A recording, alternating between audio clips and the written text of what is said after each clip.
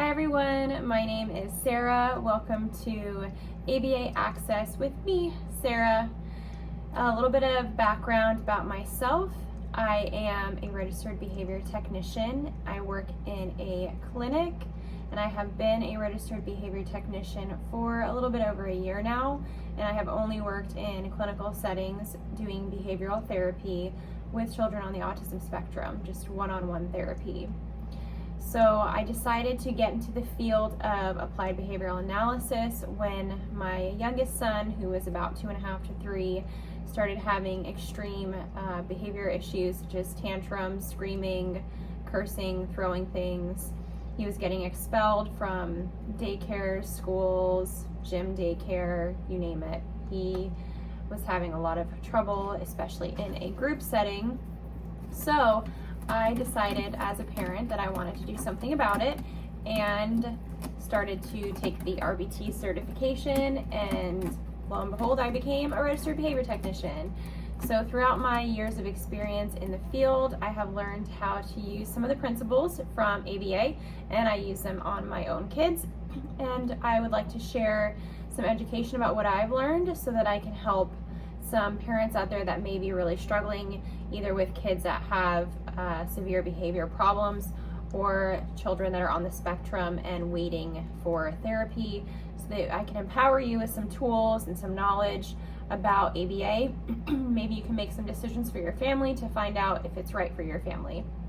So with that being said, I will do a little bit of a basic intro to what ABA is. So ABA stands for Applied Behavior Analysis, and all that means is the study of behavior, of human behavior. So if you'd like to understand why a child is behaving a certain way or how to help them in their behaviors to decrease behaviors, then ABA is definitely for you. It is science-based and science-backed. The principles that are used in ABA, like I said, have been very helpful for my own kids. So I think personally that neurotypical children can also benefit from the principles of ABA therapy.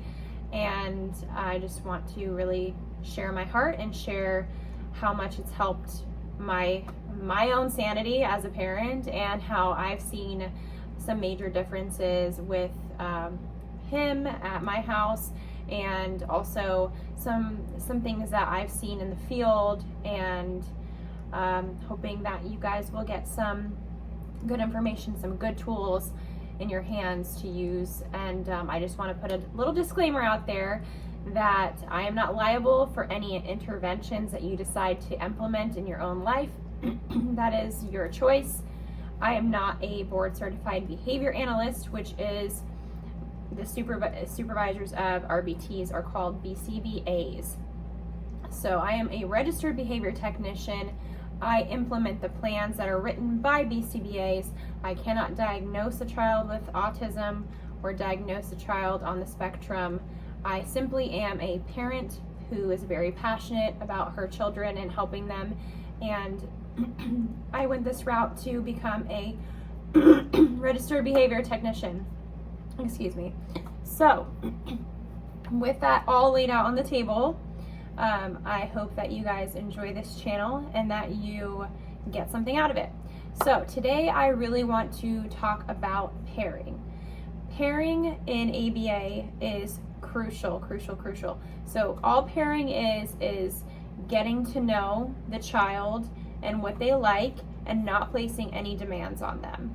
So in everyday life, we ask kids a lot of questions. We're asking them, oh wow, how old are you? What's your name? You know, even those little basic things, it's a lot of questions for kids. We tend to like grill them with questions, right?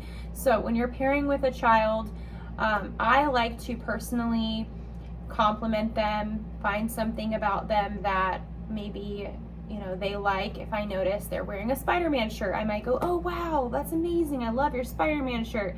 Now, granted, some of the children that I work with are nonverbal, and we will get more into that on this channel, but when it comes to pairing with a verbal child, they may also not want to talk back to you or make eye contact. I know Some children, especially on the spectrum, do not make a lot of eye contact, may not want to talk back to you. So it can be really difficult to understand and know, how do I connect with that child? What do I do?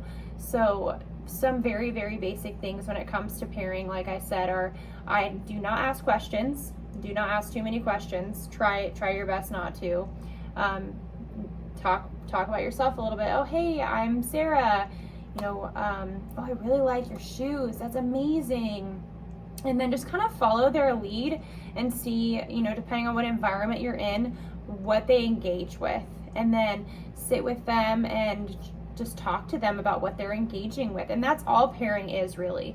And reinforcements, that's the second thing. So if you know the child and you've observed the child and you can see what they're interested in, get all their reinforcements that they like. You are going to pair yourself with that reinforcement so that you become the reinforcement. So that's a major part of pairing. You want to become the reinforcement.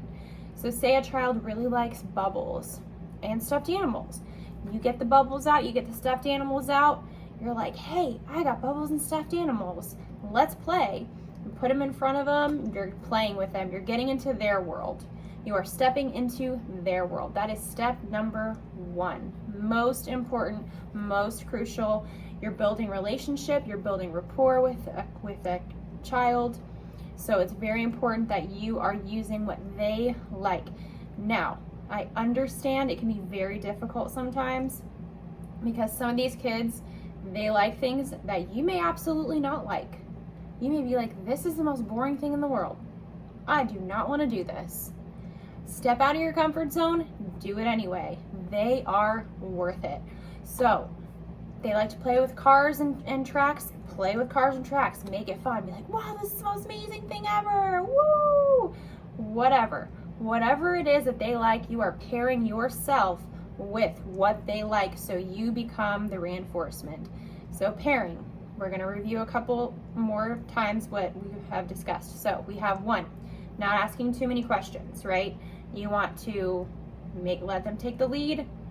If you can observe them for a little bit, we'll talk a little more about preference assessments probably in the next video.